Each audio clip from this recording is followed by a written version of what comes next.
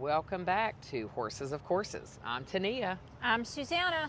And this is our February episode. This is actually take 2. We got these cool new mics, and though they sound fantastic, at some point in the last one, I must have held it too far away. And now I have it clipped on myself. So Imagine that. Tania was not loud enough. Which was weird. Weird. We were playing it back, and Susanna's like, ah! And I'm like, hi, everyone. I'm Tania. It was weird. That said, I was also hand talking, I think, and I was probably pulling it away. But we hope you think this sounds better. It's one of the few pieces of equipment that I've ever purchased where I plugged it in and it just worked. So I love that part. And this will help Susanna not be too quiet. Anyway, all right, we are going to kick this episode off first with some announcements. No, we're not pregnant. No, well, I am certainly not pregnant. So we have a lot of things coming up. Spring's super busy for us. The first thing we have coming up is the Gentle Beginnings Feral Horse Clinic with Justin Hafner of Riding Far in Charlestown, West Virginia. Susanna will be there. I'll be there. Obviously, Justin will be there. A horse or two will be there. And we're going to bring Galaxy, the leopard Appaloosa that came from a almost seizure type case in Ohio about a month and a half ago. And then we will have Blackberry, a saddlebred mare that came in recently. Both are not halter broke and pretty unhandled. And this is funded in part by a grant from the ASPCA Right Horse that I worked on at the end of last year. This should be one of at least 3 that we're going to do through the year. So if you can't attend this one, again, last weekend of March in Charlestown, then there will be other opportunities in different parts of the country, hopefully through 2025. But we hope to see you there and bring a chair. There and chair, yes. Yeah, be there and bring a chair. We are providing lunch. It's a 2-day event. Next, we have April, I believe it's 11th, 12th, 13th, 14th. We will have the Equine Affair. We'll have adoptable horses there. That's also funded in part by the ASPCA Right Horse. We bring 6 horses that are adoptable, typically young horses. This year we're going to have Data, Lita, Zarin, Jingle. We're going to have Dawn. And Eve. No, not Eve. Oh, not Eve now? Not Eve. Oh. Anyway, we're going to have ponies there, mostly young horses, but Zarin is going to start under saddle here in the next couple weeks, bring him back into work, and hopefully he will be there as one of the under saddle options. We may have Selena there. She's a driving mini with Adam Black. We hope to see you there, even if you just want to stop by and say hello. If you're a listener and you've never met us, we'll have a ton of the team there. Susanna does not come to that usually. No. Then we have the ATFO pickup. That's not open to the public, but if you have a trainer that's been interested, or if you've been thinking about Rider Wars, it starts at pickup, and you'll find out the horses that will be going with what trainers, and then that 110 plus day journey for the ATFO begins, and that is the last day of April. And we do live stream that. We do live stream that, so super busy time, and probably we'll try to do some podcasting with some of the trainers as special episodes this year if we have time. I'm hoping that we will. We can have time if you get out of bed early enough. I hate that. I got out of bed early today to be here. We are podcasting this month's episode from Hagyard here is this our second we've done at Hagyard? I think it's the second one we've done at Hagyard. So Hagyard is an equine medical facility here in Lexington, Kentucky. We are seeing Dr. Freeland. They were kind enough to fit us in. We brought Sela here. We love Dr. Freeland. Yes, we think he looks harder for what is going on with the horse than anyone we've ever met, and he gets the answer. So he's a chaser. I like chasers. He's incredible.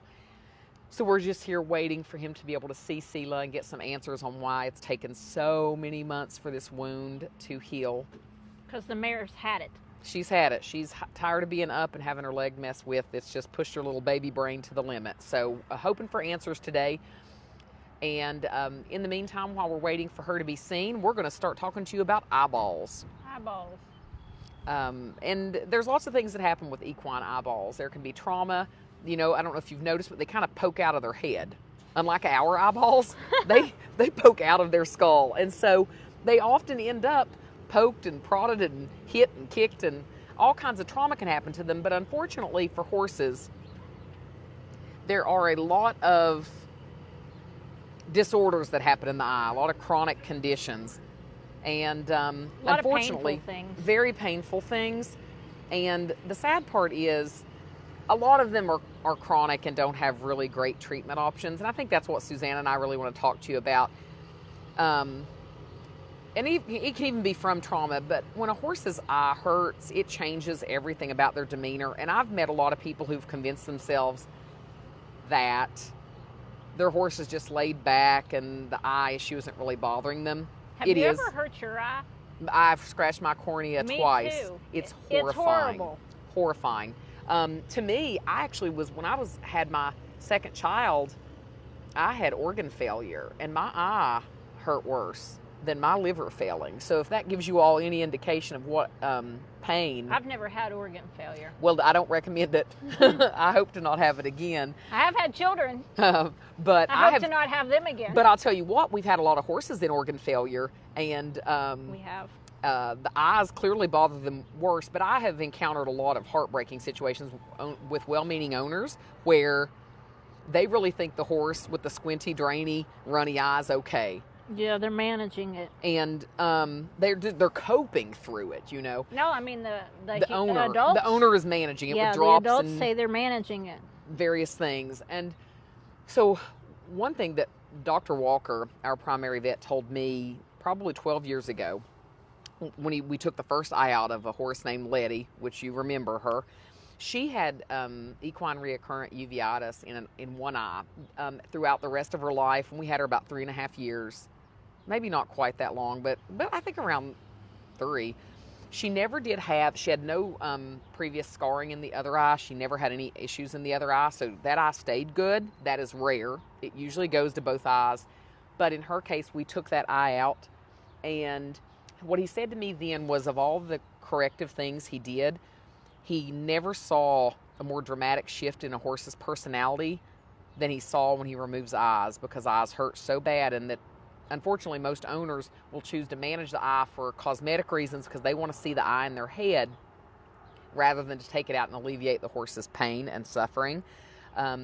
So when should you take an eye out? Well, that's between you and your vet. You shouldn't. I shouldn't. Like you yourself, Don't take the eye out. We cannot remove the eye.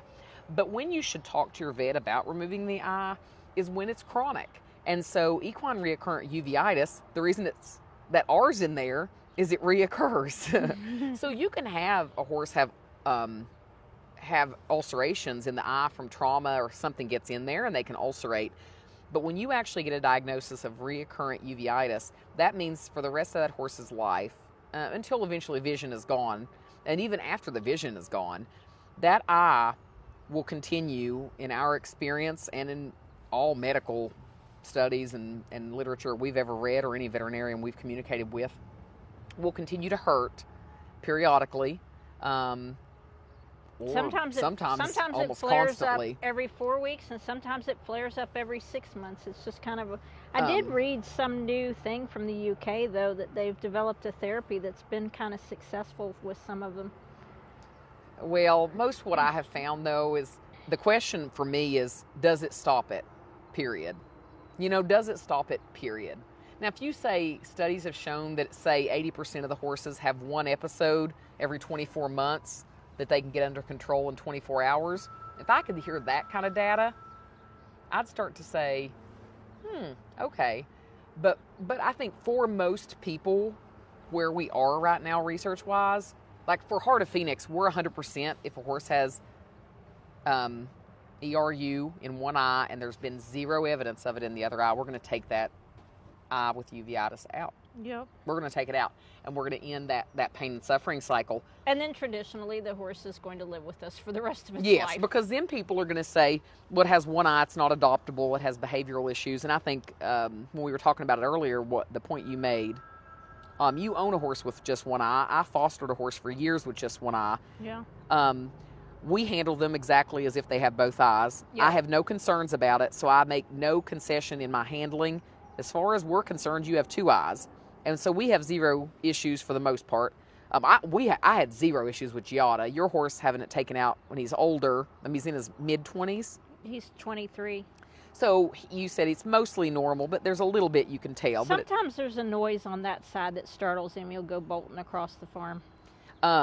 But he also, several things about it, he's mostly just out living his life. He's not in work. He's not getting handled daily. Nope. And he was in his mid-20s. Mm-hmm. And it has just been, 9 months, maybe? No, it's been over a year. Over a year, yeah. But not 2. I mean, Not it's been 2. around a year. It'll be 2 in August. Okay. So, but mostly he acts normal. And in the horses we've had... I treat him like he's normal. Right. And that was my point. Like, if you start handling them, acting like you expect them not to be able to see on that side and do something dangerous, well, then they might. But...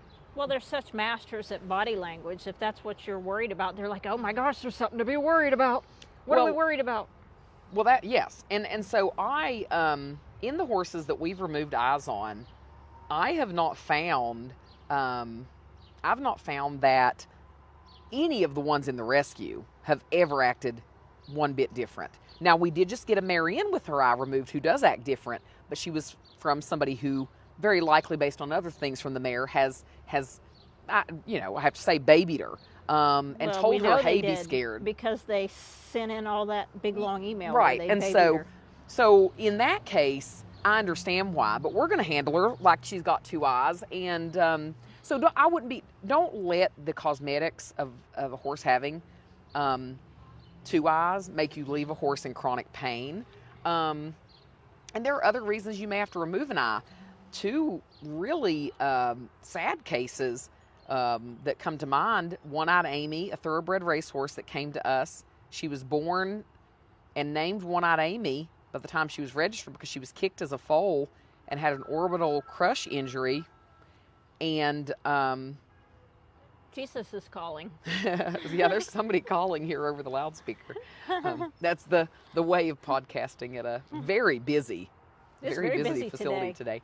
But One-Eyed Amy raced with an orbital crush injury. When we got her, she had a weird, funny head tilt. The eye was still in there.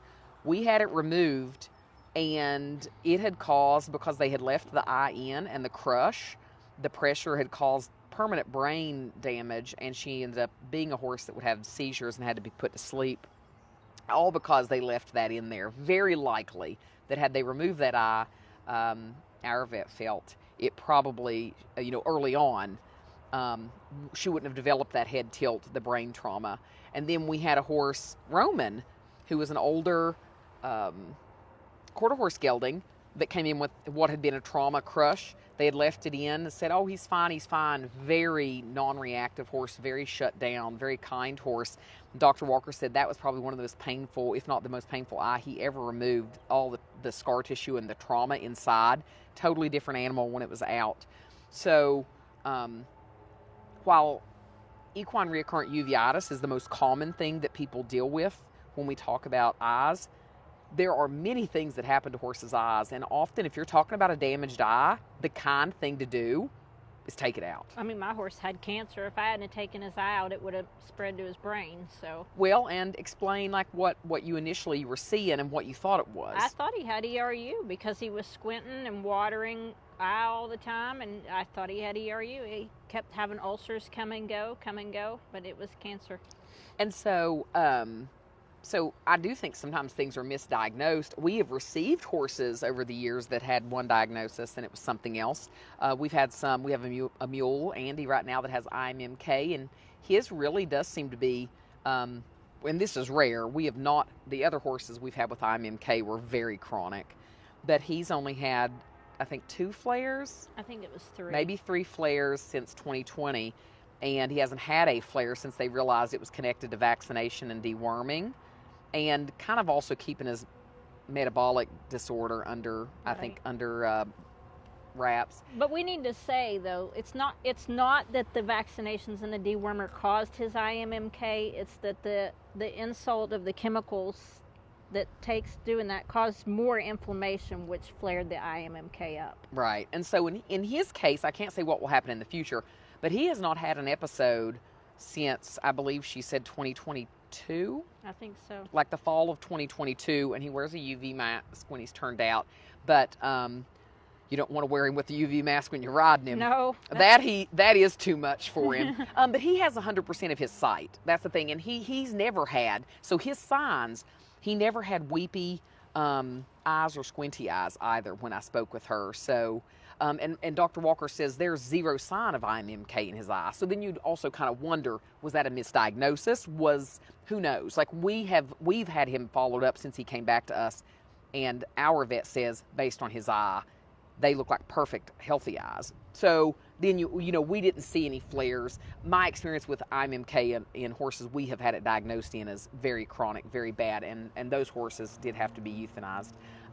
We haven't vaccinated him or given him dewormer either, though. We have not. But usually IMMK is something you will see in the eye once they are diagnosed. Like usually you would look in the eye if your eye, have the proper tools, is what I understand. But again, I'm not the vet, so that's what we have been told there.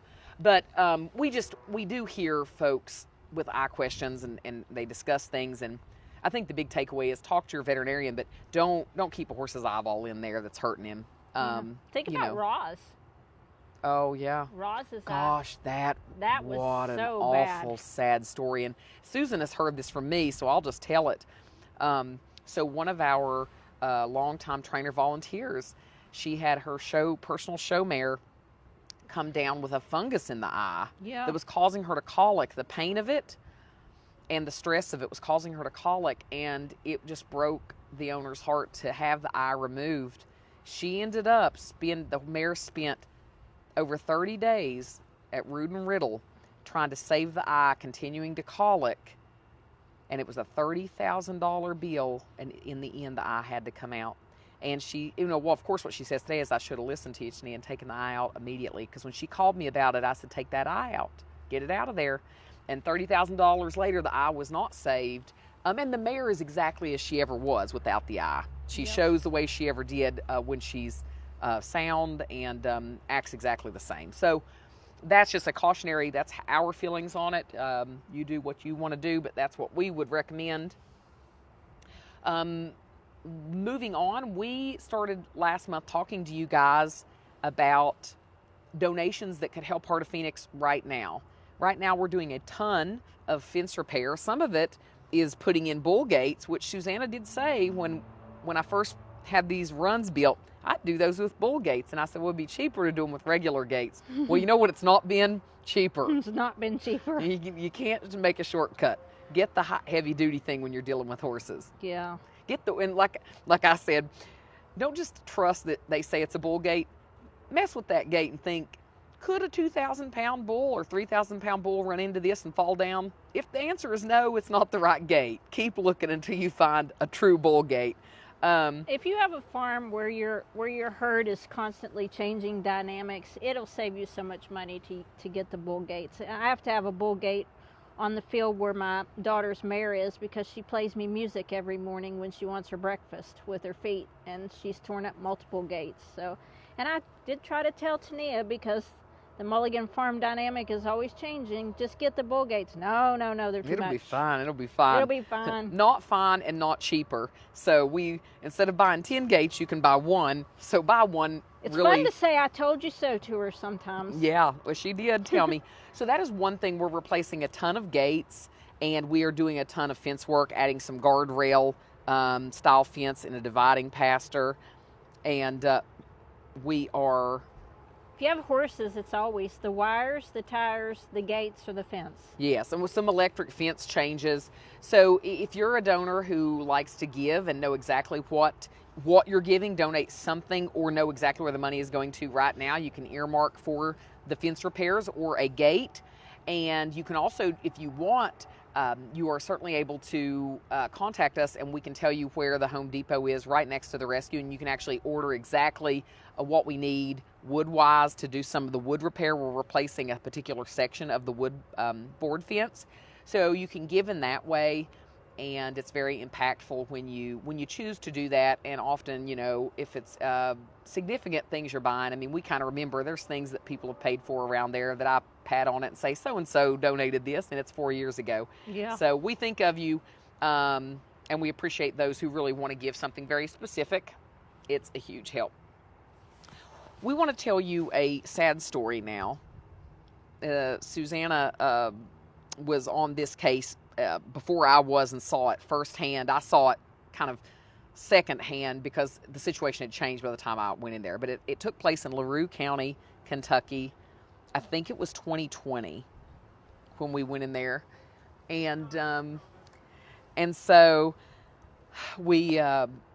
Susanna showed up there first, so tell them about how that started. Yeah, so the neighbor, this farm was tucked back just behind a neighbor's house, tucked back, and the fella had evidently been getting dementia. The neighbor had kept calling and calling law enforcement, saying horses are dying, horses are dying. My dogs are bringing me little tiny bones from the horses. And the law enforcement didn't know anything about horses and was afraid of them, so they would just go and like look from afar and be like, oh, they look fine to me, and not see the dead ones that were kind of back. And so finally she called. Thank goodness she was so persistent, because she called and made an obnoxious pest out of herself. And finally she called when one died right by the gate and said, now there's one right here by the gate, come out. And they said, we're going to have to seize him. And when they did, the guy had a heart attack on the spot. They life flighted him and couldn't get him back. And it was just a horrific case. He had a bigger piece of property, but had to give it up and only had 3 acres left, and it was just mud everywhere. Mud. And he hadn't been feeding them. I think part of a function of his dementia, he hadn't been feeding them. And there were just so many stallions out there with the mares, and they were having foals, and the foals were dying, and that's what the dogs were bringing to her house, was pieces of foals. And then big horses started dying, and it was just sad, big mess. By the time Tania and I walked it over and looked at everything, we found 19 skeletons. So well, and I remember, and I'd seen an awful lot of awful stuff by this, and like I think this was your first seizure with Hop, where you went in with law enforcement and ultimately took horses. Yeah. And so it was shocking to me to find how many little foal skeletons. And I think there was one that was like the mare probably died while foaling. So it was like the mare skeleton and the baby's skeleton together. Almost like, I feel like it was like passing out, and she wasn't able to birth it. So I think we removed, I think there were nearly 20 horses still living on the property. And we took, I think, 11. I think so. And 3 of them were mares. Those 3 mares were pregnant. And 4 stallions and 1 gelding, whatever that comes up to, maybe whatever. And all ended up, most all of those were like body score 1 horses. One of the stallions was in good shape, but most of them were pretty skeletal. And another rescue took some of the others. Yeah. So this was 3 acres. So just walking it and finding 19 skeletons with almost 20 horses still on the property blew my mind. And it was, to me, sad, and a reminder when you have an elderly person, an elderly family member trying to care for animals, check on them, that they probably sincerely may get to a point where they think they're caring for something, and they aren't. Like that little dog I was telling you about, that was so sad. Well, or that person I told you I knew, where her grandmother, and they didn't remove the dog, and the grandmother would get agitated and ended up killing the little dog under the bed, trying to get it out from under the bed, and had late-stage dementia. You have to intervene. You have to be an advocate, both for the family member and the animals in their care. And it sounds like because this man was estranged from his family. Yeah. So there was no one to check. And that's except for the neighbor, who right. thankfully was so persistent. Well, and that's a reminder, be persistent, because often law enforcement's not going to go out when you first call, or even when you call the 50th time. I will say that case made that law enforcement officer get some training about horses. Yeah, well, something that horrific you would hope would. He was pretty upset about it. The good news is almost every one of those horses, this case had Sandra D, Frenchie, Rizzo, Callahan, Zuko, Rubix and Hendricks, and then they had the babies that were born to the mares, Moto, what was that little Primrose, and Razor. And Razor. Razor, unfortunately, after he was born, he had to go pretty quickly within the first 6 weeks of life to Root and Riddle, and had been born with liver cancer. It was bizarre. They did a case study on it. Very rare thing. Hard to say why it happened. They said congenital. But anyway, of those horses, they all rehabbed except, well, one rehabbed, and he ended up having a previous fracture that he was just never going to be comfortable, and we had to put him to sleep. That was Zuko. He was kind of the neatest marked one. He was I mean, Callahan was stunning too, but yeah, Zuko was beautiful. It was a pretty herd. It was a really smart herd, easy to gentle, because they were feral. A lot of silver base. Yeah, they were all feral except the one little gelding. Terrible feet on some of them, but really, in the end, a beautiful after story. Oh, there's our horse. Oh, we're going to pause this, guys, and we'll be back in a moment. All right, y'all, we are back. We had to take a break there to see some stuff going on with Selah here at Hagyard, but moral of the story was, I think the LaRue County case certainly stands out in our minds. Yeah. That's one of the worst that we've seen. What I wanted to say about it was, in the end now, all of the horses and all the surviving horses and foals are in great homes. So that's why we keep doing this. Yeah. We have the Ding-a-ling of the month, but we don't have a particular Ding-a-ling. We have a lot of Ding-a-lings. This time it's more Ding-a-ling behavior in mass. But it was in mass. Too. It was in mass. So, I didn't answer the phone for 3 days. So you know, depending on how much you follow Heart of Phoenix, you may or may not be aware of some controversy that happened over a horse we're going to call Little Blackie. And Little Blackie was in Texas, and we were concerned about various things. And after repeated conversations about those concerns with a foster trainer, which is important for people to know, how many opportunities to correct it, and options and resources that were offered over the course of almost 2 years. It wasn't a last minute we're coming kind of a thing. No, and so ultimately there was a horse in a foster training situation, as we've had hundreds and hundreds of horses, where we decided it wasn't the right fit, and for some reason that was became very dramatic to people. And I think the dingiest of the lingiest was that there were people saying that the horse should essentially be stolen. Yeah. That we as the owners didn't have a right to move the horse to a different training situation, and I hide him from us. To hide him from us, and even the trainer made comments that, having spoken to attorneys, that the trainer had a case to keep the horse. At no point when you don't own the animal do you have... and you've signed a contract. Right, a very good contract too, might I add. You don't have a right as a trainer to try to keep a client's horse. And so it was really disappointing to me how many people kind of were encouraging what was theft, had it happened, what would have been theft. And then what kind of precedent the equine industry, some people in the industry were suggesting, like that we should be able to just decide if a horse is in our care, say as a boarding facility or as a trainer, we can just keep it because we want to. I was blown away by that. I was shocked by it. I was kind of blown away by the thought that the horse would never be okay anywhere else either. Right. That was kind of crazy. And to me, what's crazy is, for one, we've dealt with hundreds of ferals, but we've dealt with, a couple thousand horses in various capacities, and horses, as long as you're fair to them, are fine wherever they go.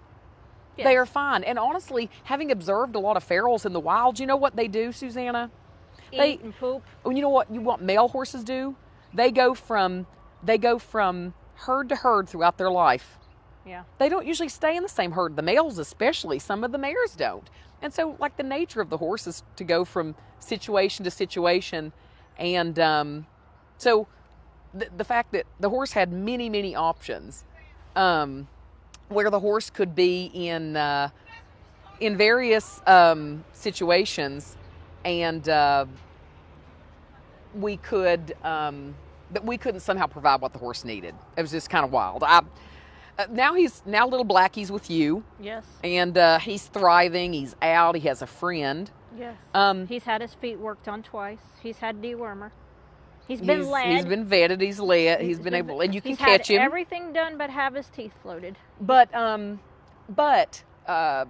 it was a letdown to have that many people kind of as a collective not have enough information on a situation and to attack an organization and cause that kind of harm.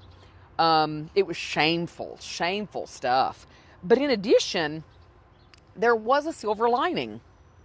Once we felt comfortable just going ahead and sharing the situation and our position, the number of people that offered paragraphs of heartfelt apologies blew my mind. There were long apologies. And it restored my faith in humanity a little bit, because it was my faith in humanity was pretty low as that first week unraveled, and we didn't feel like it was the right time until he was removed to share anything. The amount of people who were so mad because we wouldn't share anything right when they demanded it was just crazy. The entitlement. So ding-a-ling behavior, pretending you should be able to just steal a horse or hide a horse that doesn't belong to you, that's ding-a-ling behavior.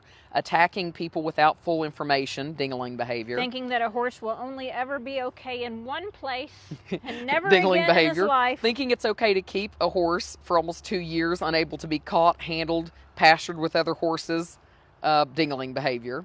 But what is not ding-a-ling behavior, when we shared the full picture saying, I'm so sorry, in multiple paragraphs over and over. I was so in love with the story that I wasn't seeing these other things. Right. I mean, it was not just a few. It was substantial amounts of apologies, and that to me spoke a lot of those people's character. And so I was very, very appreciative of that. I know you were, and any of the board team that got to see some of those apologies. But I do want to say, for those that were on the attack, all you did was try to hurt horses. You failed, and I hope you do better with the rest of your life, because that was really piss poor behavior. The amount of farriers that messaged and said his feet were fine. But Buddy, nobody you know did what? Once we flipped him over, though. I sure wouldn't want to have those farriers working on horses that we have, because you know what I thought was wild, when some of the team that hadn't seen his feet from the bottom, like when he first came to your house, when I first got back from Texas, and you all got the photos from underneath, how horrified some of our core team were, and how many people that were still married to the story didn't care what the horse had suffered. It didn't matter to them, even seeing those pictures. Well, they said we faked him, and those were pictures from when Nelson worked on him back in August of 2023. Well, and it's a like, girl's hand in an inside a barn. But also, the fact that that we sent a trainer that far and at that cost. Yeah. That should have been, that was just to our credit that we had done that. So it ended up. Who caught him and led him a little and trimmed all 4 of his feet. With no sedation. Well, let me add the last part of the ding-a-ling, and then we'll go on, is how many people thought it was okay to be sedating him without permission, or even why would you be sedating a horse that you've had for 20 months to get basic care? That's the number of people that were supposedly R+ aligned that didn't mind that this horse was being sedated for basic care. Which is it? Because that's certainly taking his choice away. So don't be those kind of ding-a-lings. But in the end, you know what? We got the horse. We have the horse. He's had the care we want him to have, and he will move forward and find a great home. And we didn't sedate him to do it. Our last thing that we want to touch on, and I think it's kind of ironic, we're here at Hagyard, and we were just actually with a group of interns. A lot of them today. A ton of interns in there, or residents, whatever, that are learning here at Hagyard, is the kind of, I think, a state of crisis in the veterinary community. I shared an article about an Australian vet that committed suicide last year on the Heart of Phoenix page, and talked about what contributes to the suicide rate, in my opinion, and what could be done to prevent the suicide rate. And as far as I know, I believe it's the highest rate of suicide in a professional field. I think so. And why does that happen? And one thing that we know is how cruel clients can be. We know that a lot of people expect things for free when their animal needs something and they can't afford it, then it's the vet's fault. Instead of taking accountability, it's their fault. It's the vet's lack of caring for the welfare of animals. Yeah, that they should do these things for free. No one cares what it costs the veterinarian to become one. They don't care what kind of student loans they have. They don't care if they have a living or kids to take care of and a mortgage and a clinic payment and how much staff. the medicine costs to save your dog. And even if those things didn't exist, if you acquire an animal, it's your responsibility. So the public bears some responsibility for why these things happen to vets, in my opinion, but also the fact that a lot of people aren't taking their animals until it's too late to the vet. And then these vets who are animal lovers are continually seeing animals that had something that could have been corrected or prevented had they had treatment ahead of time. So not only are they seeing animals that the owners can't afford maybe what is needed, but they are seeing aggressive clients who have lots of hostile things to say when they won't provide treatment at a greatly reduced cost or for free. Then I think we have to consider aptitude.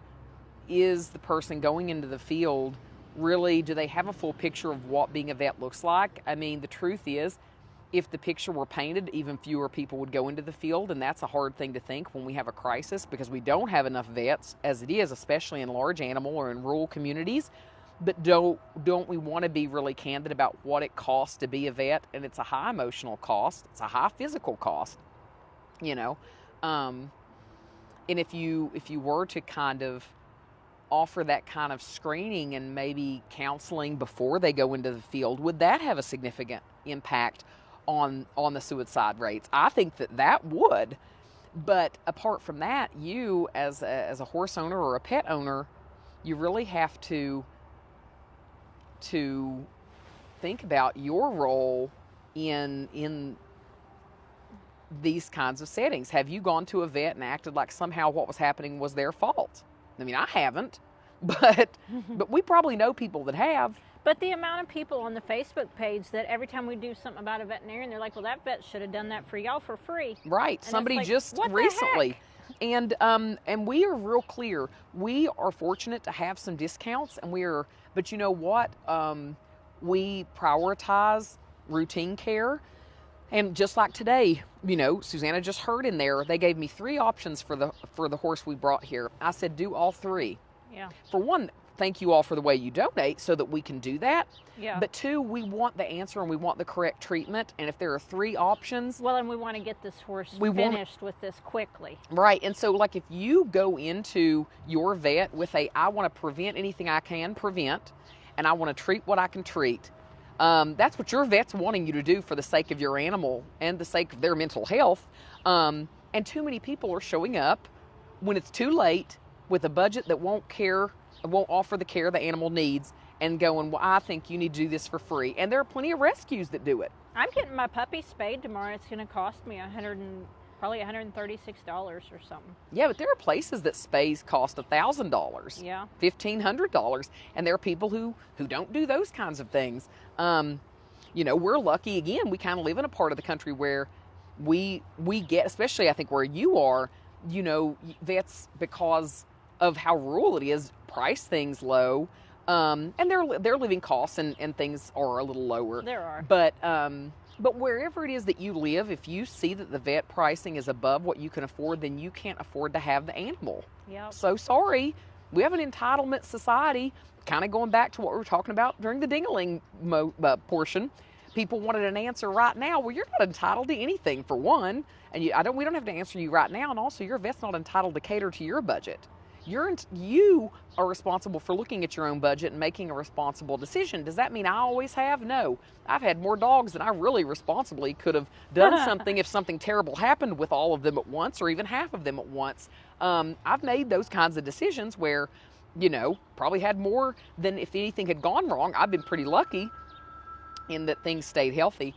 But well, I'm in the business of cleaning up other people's messes because I foster the dogs. Right. So. And well, and in the horses, you know, this is something to really think about if you're a listener. How many horses, Susanna, come to us truly up to date on all the care they needed when they're turned over? Not very many. I mean, maybe 25% maybe. God, I don't even think close to 25% come with all the things up to date on farrier, vet, dental care, actually like routine, like they've done diagnostics to figure out their sound. I bet 5%. I don't know. I bet 5%. I don't know. That's a hard one. I mean, it's very few. It's very few. The ATFO horses, a lot of them tend to come in. Actually, they send them up to date more than if they're not feral.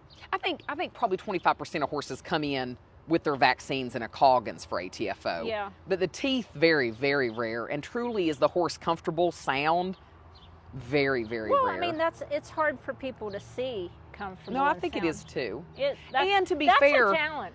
And to be fair, very few vets are cultivated. truly lameness vets. And so I will say in this conversation about veterinarians and when they're going into a field, if you're a vet, it would probably, you're setting yourself up for less encounters with hostility if you really are working in what you do well.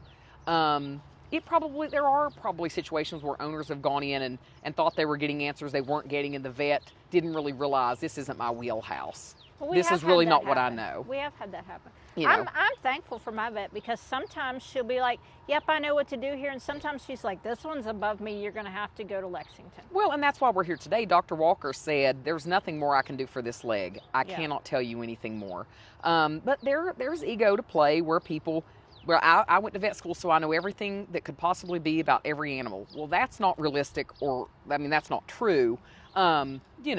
And I personally, we don't work with vets like that, but we've certainly ran into owners that have vets that seem to feel that way. So, yeah. But we're very fortunate with our vets. We really are. We are very, very, I'm continually thankful for that. And that's where I think if everyone, find a vet that you get along with and then do all you can to be appreciative for that vet. We don't have enough vets. We don't have enough great vets.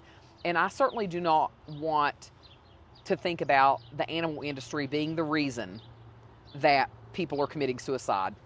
That's wild. I almost wish vet school made you be a vet tech for a year first, because I think that they should. I think that it would make a lot of sense to have some kind of, here's what it really looks like. Because Raven was very prepared to be a vet until her health thing derailed that. But she had gone around with dog and cat vets and horse vets. I'm trying to think what they call it, failure to adapt. In boot camp, if you go into the military and you can't make it through boot camp, it's failure to adapt, and you just get sent home. Yeah. Honest to goodness, in vet school, you should have like a 90-day, here's what it's going to be like, and see, will you fail to adapt? And I swear, that the students would be thankful. Somebody shared when I shared that post about that Australian vet. Did you see the comment where the lady said, my vet got so discouraged after he started his own practice, he left veterinary medicine and went into construction? Yeah, Did you read that because we talked about me having a gynecologist who used to have a vet. Oh, that's right. Yeah. And so, look, they got the little terrorist wrapped. Oh, we're sitting here watching Seela. Listen, that was wild in there, but there she's wrapped. So she's going to actually, since you guys are listening, we brought Seela down, and she's going to be having surgery and a culture and a biopsy and a skin graft. And so we're going to get her sorted, but we're going to pray for everyone here who everybody messes with her. Right. Yes, we will pray for all the people wrapping that leg, because it had gotten to where it was dangerous. Not that this horse was originally dangerous. This has just gone on so long that she's had enough. It's pushed her too far. But hopefully we're on the upswing. But yeah, you said your gynecologist had been a vet, and got tired of it, and went to human medical school. Gynecologist. Listen. And then my original vet for Heart of Phoenix, Dr. Brown, when he left veterinary medicine, because he left. He probably left because of you. No, he and I were very companionable. Oh. But you know what he said? He went to become a professor at a vet school. He said, it is my hope, as God is my witness, I never practice veterinary medicine again. Yeah. Think of that. So whereas like our Dr. Walker, he's got the right aptitude for it. If anyone was ever born with the right aptitude, like he's got it. And he says he has no plans of retirement. So, like, there are people that can weather it, but that doesn't mean that the public doesn't have to have some accountability and responsibility. Be fair to your vet, pay your vet, Yeah, and get your animals in for routine care before it's catastrophic. And if you're going into rescue, don't expect that you're going to get your dental No. services and your farrier services and your veterinary services for free or for $5, because that's not fair. Right. And one thing that I did want to mention, and we brushed on this, you know, you haven't had the conversation with the old lady where the vet wouldn't do the euthanasia. Yeah. If you are hearing this and thinking about going into veterinary medicine, one of the things that I, as a rescue, would tell you is opting to euthanize is a good thing, and be somebody who has the constitution for that. That if somebody calls you and that's what they decide, because either they don't want to rehome their horse and put it out there in the world, or they don't want their dog out there in the world, but they can't keep the animal, you know, be able to be somebody who can do that. I think that's true of rescues. Be a rescue that can handle euthanasia, and it's just something everybody can't handle. It's tough. So, anyway, that's it. I got to go get some puppies. Yeah, Susanna's got to go get some puppies to foster, and I'm hungry, and it's getting cold out here, and I think it's going to rain. Until next time, I'm Tania. I'm Susanna. And that's Horses of Courses.